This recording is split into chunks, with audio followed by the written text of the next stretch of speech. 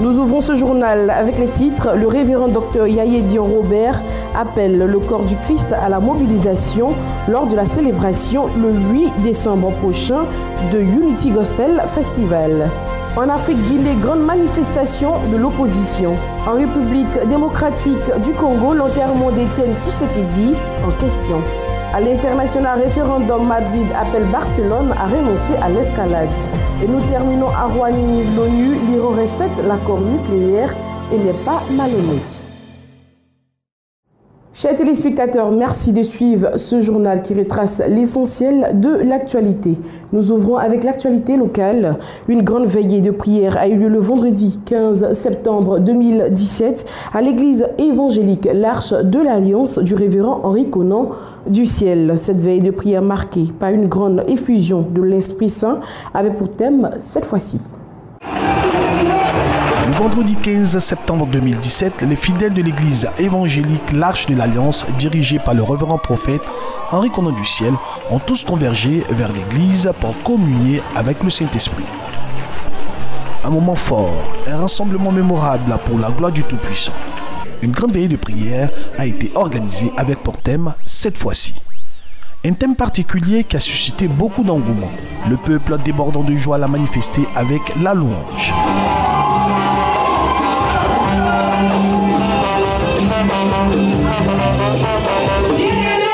Et pour la nourriture spirituelle qui est le message, le soin a été d'abord laissé à la prophétesse Dou Michel. Tu fais tous les soins, mais tu ne peux pas produire. Il y a une sécheresse dans tes entrailles. Alléluia. Tu es en plein boulot. Tu ne peux pas avoir un bon salaire à l'image de ton diplôme. Tu es dans la sécheresse. Alléluia. Tu as un ministère. Tu ne voles pas. Tu es en temps de signes. Tu es dans la sécheresse. Tu rentres dans la présence de Dieu. Tu ne manges pas. Tu ne bois pas. Ah, ce soir, je dis à quelqu'un, tu vas manger, tu vas boire. Tu vas manger, tu vas boire. Tu vas manger, tu vas boire. À la suite de la prophétesse Michel Douvou, c'est l'évangéliste Isabelle Douvou qui a exploité le thème, cette fois-ci, le nouveau verdict. Pourquoi aujourd'hui nous vivons toutes ces choses? Alléluia. C'est pourquoi, bien aimé d'entre nous, je suis venu te dire, je t'ai dit du moins, que cette fois-ci, il y aura un nouveau verdict. Alléluia. Je dis à quelqu'un, cette fois-ci, il y aura un nouveau verdict. Alléluia. Jusqu'à présent, moi, je ne sais pas le verdict que tu as entraîné en ces lieux. Je ne sais pas le verdict qui t'a suivi. Je ne sais pas le verdict qui marche avec toi. Je ne sais pas le verdict qui influence négativement ta vie. Je ne sais pas le verdict qui a des pouces. Peut-être c'est le verdict de la malédiction. Peut-être c'est le verdict de la pauvreté. Peut-être c'est le verdict de la chute. Peut-être c'est le verdict de je ne sais pas. Mais moi, je suis venu t'annoncer que ce mauvais verdict sera effacé. Mais un nouveau verdict prendra la place de ce mauvais verdict. Alléluia. Je sens que voici l'esprit. Voici l'esprit. Moment de ministère rendu, de délivrance, de restauration donné par le révérend prophète Henri Conan du Ciel qui a béni son peuple. Le révérend prophète Henri Conan du Ciel, président fondateur de l'église évangélique L'Arche de l'Alliance, s'est félicité de ce programme qui était à la gloire du Tout-Puissant. Au cours de cette veillée, mes oratrices ont glorifié encore le nom de Dieu. Et les malades ont été guéris, il y a eu des délivrances, il y a eu des restaurations. Parce que nous savons que cette fois-ci, ce qui te poursuivait hier ne va plus te poursuivre. Cette fois-ci, l'échec n'interviendra plus dans ta vie. Et cette veillée a été merveilleuse et nous glorifions encore le nom de Dieu pour tout ce que Dieu a fait.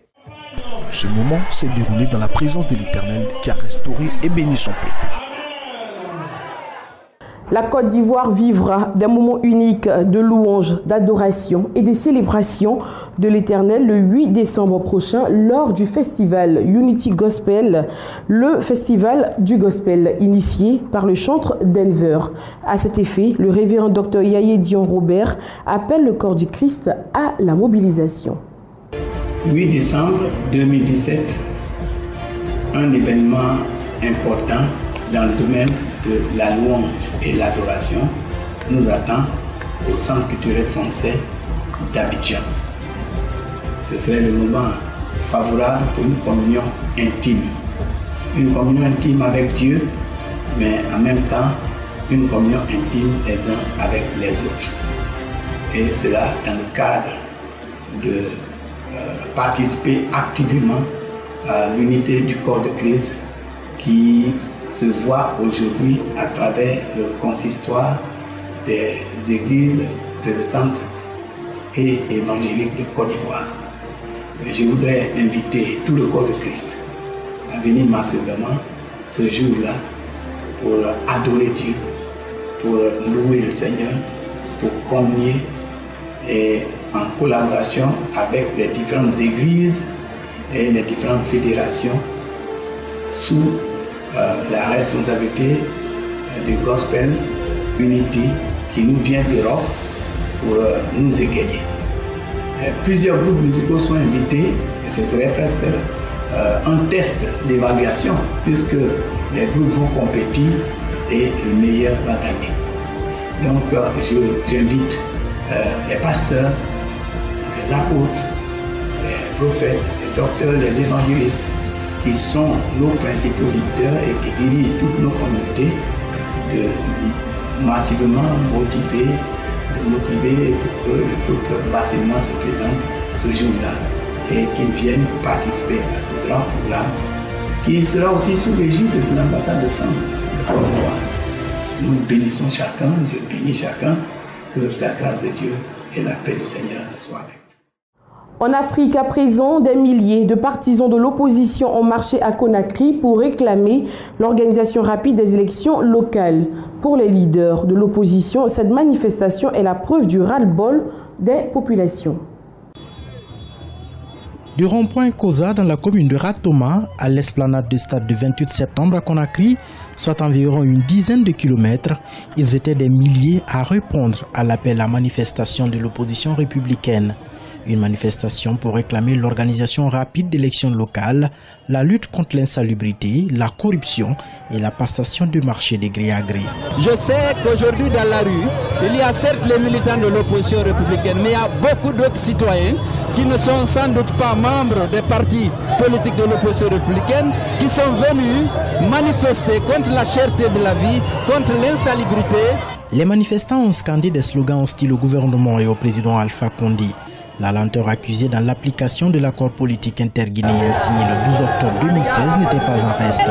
Mais surtout, les questions de l'emploi des jeunes et de la cherté de la vie pour les Guinéens moyens ont largement été abordées. Je suppose que M. Alpha Condé va déchiffrer le message et prendre les responsabilités pour respecter d'abord sa parole, mais pour respecter avant tout la Constitution de la République. L'organisation des élections locales ne doit pas dépendre de l'humeur du président de la République. C'est du fait de la loi. Cette marche n'est que le début d'une série de protestations organisées par les partis de l'opposition républicaine. Les organisateurs ont en effet appelé à une journée ville morte ce jeudi 21 septembre avant de redescendre dans les rues le 27 septembre 2017. Pour rappel, les mandats des élus locaux guinéens ont expiré depuis 7 ans déjà et rien ne garantit l'organisation d'élections locales avant la fin de l'année 2017. Le 10 octobre, le Libéria devra choisir un successeur à Ellen Johnson Sirleaf, présidente sortante du Libéria et première femme élue chef de l'État en Afrique. Mais avec seulement une femme parmi les 20 prétendants, le futur président du Libéria a toutes les chances d'être un homme. Elle a marqué l'histoire en devenant la première femme élue à la tête d'un pays africain. Le 10 octobre, le Libéria devra choisir un successeur à Ellen Johnson Sirleaf. Et avec seulement une femme parmi les 20 candidats à la présidentielle, il y a de fortes chances qu'un homme prenne la tête du pays. Même constat du côté des députés, à peine 16% des candidats aux législatives sont des candidates. Quel que soit le résultat, les femmes doivent rester dans la course et donc dans le paysage politique du pays. J'encourage le plus possible les femmes à poursuivre leurs efforts et ne pas se détourner de cette élection. Nous ne pouvons prédire qui va gagner. Au Libéria, le stéréotype de la femme au foyer est toujours solidement ancré dans les esprits. Un sérieux frein à l'engagement des femmes dans la vie publique. L'une des idées reçues qui circulent est de dire « mais qu'est-ce que les femmes veulent de plus ?» Comme si tout était réglé aujourd'hui parce que nous avons une femme présidente. Sirleaf a répété à plusieurs reprises qu'elle devait ses victoires de 2005 et 2011 à la mobilisation massive des femmes de son pays. Des succès qui paraissent bien loin aujourd'hui. Nous sommes à la croisée des chemins et il y a un vrai risque de retour de bâton en ce qui concerne l'engagement des femmes dans la politique du pays et l'élection de femmes. C'est assez préoccupant. La présidente sortante a beau officiellement soutenir son vice-président Joseph Boakai, elle a d'ores et déjà annoncé qu'elle fera activement campagne pour les femmes candidates lors des prochaines élections. Toujours dans les coulisses de la 72e Assemblée générale de l'ONU, le président guinéen Alpha Condé a lui plaidé pour une Afrique forte. L'actuel président de l'Union africaine a aussi réclamé pour l'Afrique des sièges permanents au Conseil de sécurité. Alpha Condé a été le premier leader africain à s'exprimer mardi 19 septembre devant l'Assemblée générale de l'ONU à New York. Dans son discours, le président de l'Union africaine a plaidé la cause de l'Afrique au sein du Conseil de sécurité de l'ONU. Il réclame notamment 2 sièges permanents et les mêmes privilèges que les membres actuels. Le Conseil de sécurité des Nations Unies, qui a la santé primaire du maintien de la paix et de la sécurité dans le monde, ne reflète plus les réalités actuelles. Comment comprendre que l'Afrique, qui considère la 3e puissance démographique du monde, ne soit pas représentée à un niveau approprié au sein de ce Conseil de sécurité, alors que 70% des questions y débattues concernent l'Afrique? Le président guinéen a également interpellé l'ONU sur l'importance du rôle de l'Afrique dans la résolution des conflits à travers le monde. L'Union africaine envisage de contribuer à hauteur de 25% au financement des opérations de maintien de la paix en Afrique, mandatées par le Conseil de sécurité. Nous encourageons l'élan de réformes engagé par vous, M. Guterres, notamment la restructuration de l'architecture de paix et de sécurité, tout en rappelant qu'une réforme globale de l'ONU, pour qu'elle soit viable et effective, doit être inclusive de tous les États membres qui doivent pouvoir apporter leur contribution à travers les processus intergouvernementaux dédiés. Créé en 1946, le Conseil de sécurité est l'organe le plus puissant des Nations Unies en raison de son rôle dans l'élaboration du droit international. Il compte actuellement 25 États membres. Aujourd'hui, sur les 54 États africains, seuls 2 bénéficient de statut de membres non permanents, notamment l'Égypte et le Sénégal. Au Togo, à présent, c'est désormais par référendum que sera votée la révision constitutionnelle. La première consultation parlementaire a été boycottée par l'opposition. La tension reste vive au Togo autour de la révision de ce projet constitutionnel.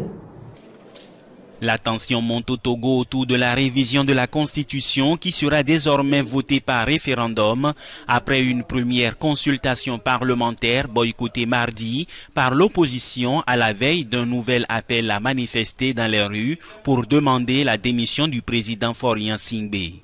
Selon Éric Dupuy, porte-parole du principal parti d'opposition, l'Alliance nationale pour le changement ANC, l'opposition dénonce la non-rétroactivité de cette mesure qui permettrait au président Faure Singbe de se représenter en 2020 et en 2025. De ce fait, l'opposition a choisi de ne pas prendre part à ce qu'elle qualifie de simulacre de plénière de l'Assemblée nationale. Payadoa Boupessi, ministre de l'administration territoriale, de son côté a salué le vote qu'il juge démocratique de l'Assemblée, assurant qu'un référendum consacré aux dites réformes sera organisé dans les prochains mois.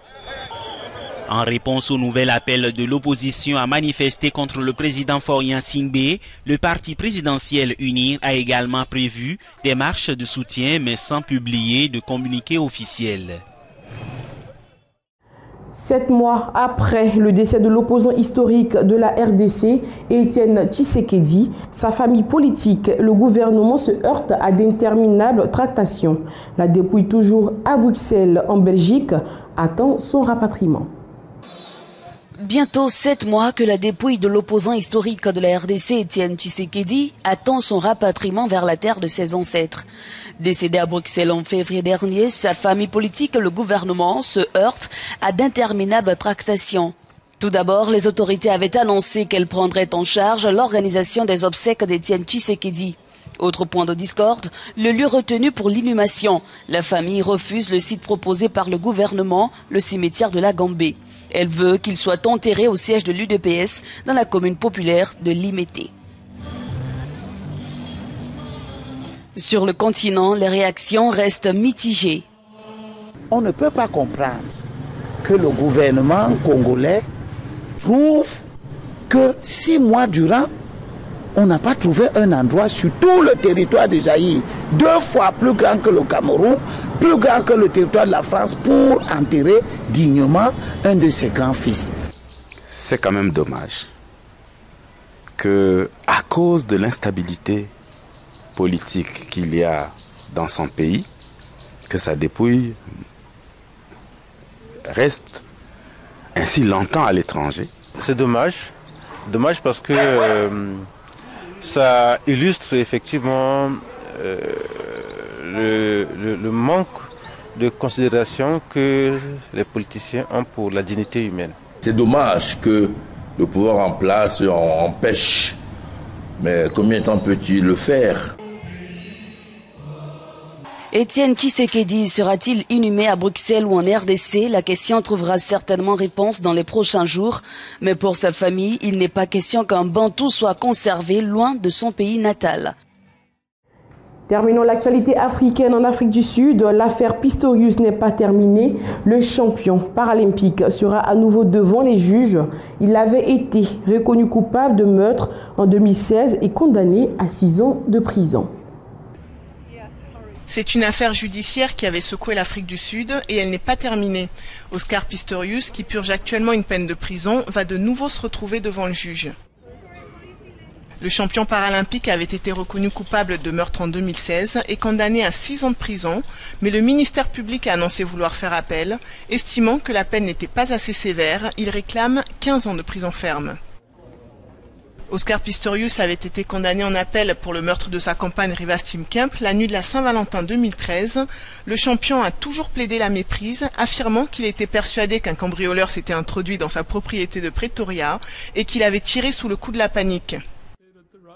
L'athlète était entré dans la légende sportive en s'alignant avec les valides aux 400 mètres des Jeux Olympiques de Londres en 2012, une première pour un double amputé.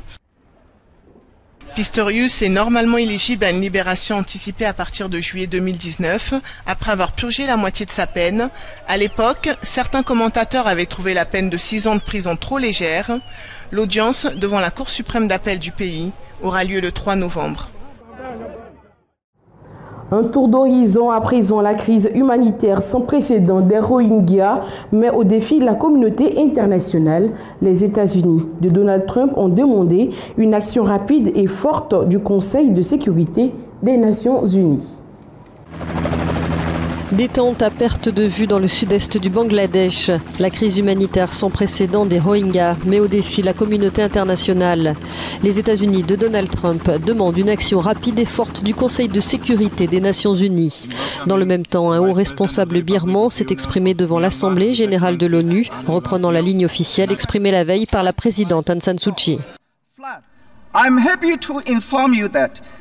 Je suis heureux de vous informer que la situation s'est améliorée. Aucune violence armée n'a été signalée depuis le 5 septembre dernier. En conséquence, nous sommes préoccupés par les rapports selon lesquels le nombre de musulmans traversant le Bangladesh reste inchangé.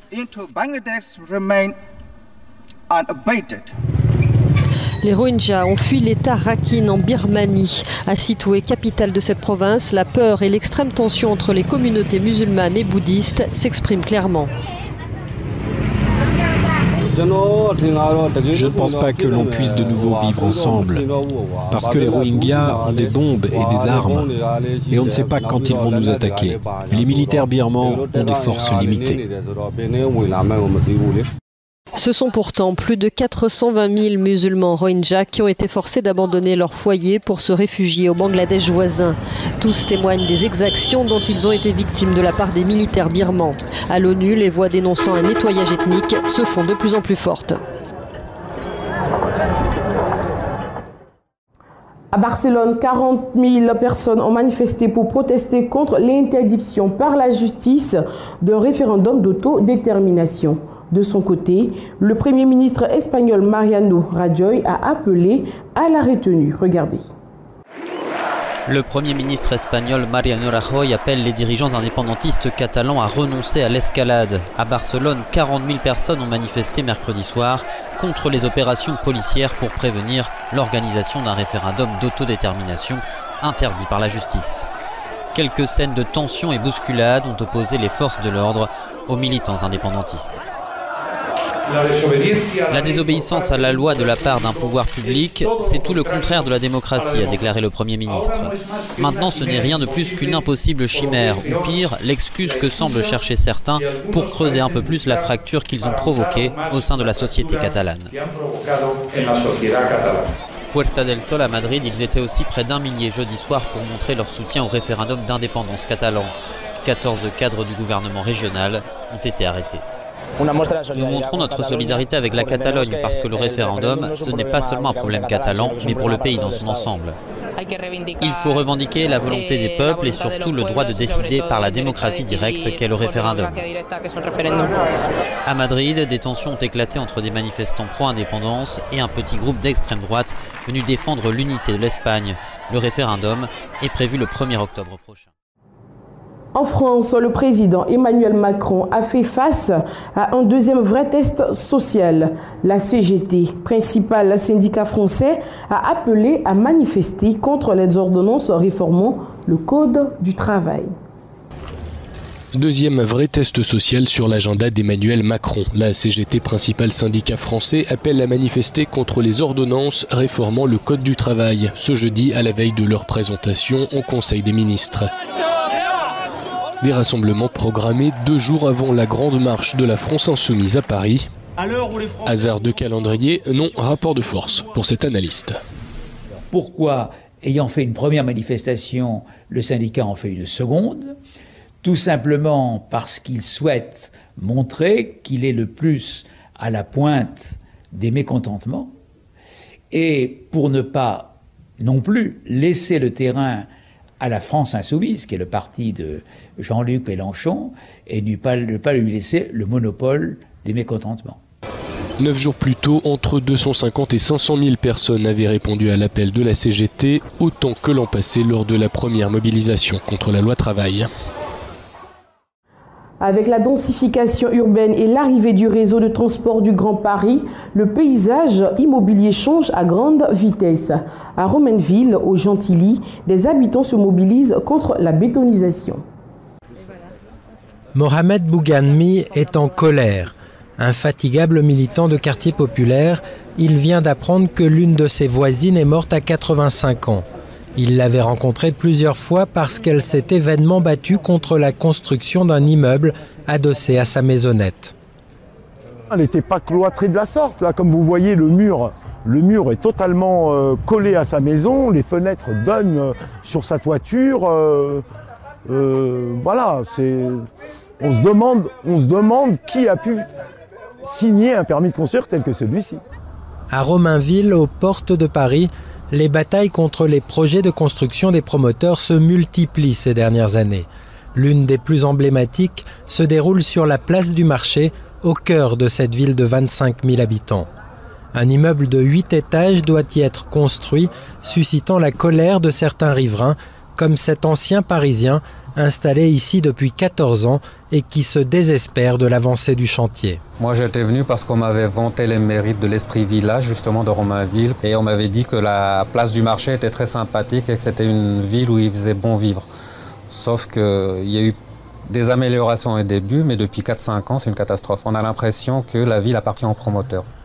Jusqu'à présent relativement épargné par les constructions de grands ensembles, Romainville sombre à son tour dans la frénésie immobilière.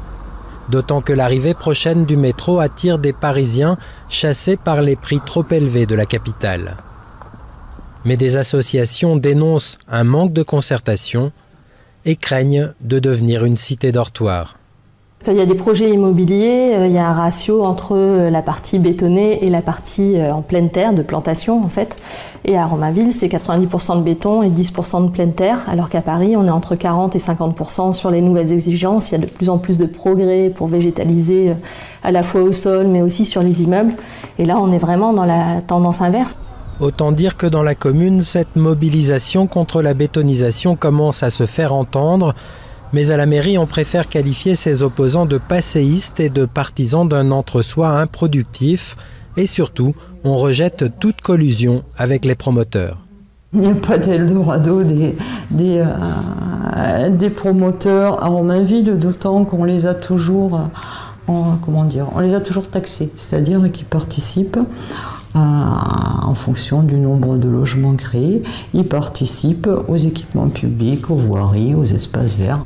Selon la Cour des comptes, un tiers de la population d'Île-de-France souffre d'une carence en espaces verts de proximité, dont près des 2 tiers en Petite Couronne et 90% à Paris. À l'initiative des militants de Romainville, une coordination de préservation des espaces verts et publics vient d'être lancée. Une douzaine d'associations de l'Est parisien ont déjà décidé de la rejoindre. Alors que les négociations sur les termes du Brexit continuent de diviser Londres de Bruxelles, les citoyens européens au Royaume-Uni font face à l'incertitude. Certains d'entre eux ont d'ores et déjà décidé de quitter le pays et un entrepreneur polonais a même mis au point un site internet pour les aider à partir. Les derniers cartons tout juste chargés, il est temps pour Babette Lee Adzone de dire au revoir à Londres. Cette mère de famille a décidé de déménager en Suisse en raison du Brexit. J'ai emménagé ici par amour. Pas par amour de quelqu'un, mais avec des idées de liberté, d'intégration, de compassion. Après le Brexit, j'ai eu le cœur brisé. Depuis le référendum l'an dernier, certains de ses amis, et même des membres de sa famille, disent avoir été la cible d'injures racistes. Pour autant, quitter le Royaume-Uni reste un crève-cœur. Je suis ici depuis 15 ans. J'ai rencontré mon mari ici. Nous avons 2 merveilleux enfants. Ils sont anglais. Je suis décoratrice d'intérieur et j'avais une entreprise florissante ici. J'ai dû mettre la clé sous la porte. Comme elle, ils sont nombreux à avoir choisi de quitter la capitale britannique et Marcin Choujar l'a bien compris.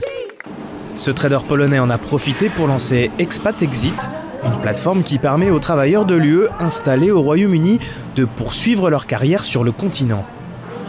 Il compte déjà pas moins de 2000 demandes. Il y a eu une forte augmentation de la demande lorsque la Première ministre a indiqué qu'il y aurait un Brexit dur. J'ai tout de suite vu le nombre d'inscriptions augmenter sur mon site internet. La question du statut des 3,2 millions d'Européens qui vivent outre-Manche est au cœur des négociations du divorce entre Londres et Bruxelles. Mais comme Babette Lee, certains ont déjà pris leur décision. Selon l'Office national des statistiques britanniques, pas moins de 122 000 Européens ont quitté le pays entre avril 2016 et mars 2017, du jamais vu. Nous terminons ce journal avec l'ONU. À la tribune de l'Assemblée générale, le président iranien Rouhani Hassan a répondu aux attaques de Donald Trump. La veille, le président américain avait accusé l'Iran de ne pas respecter l'accord sur le nucléaire. Je déclare devant vous que la République d'Iran ne sera pas le premier pays qui violera l'accord nucléaire.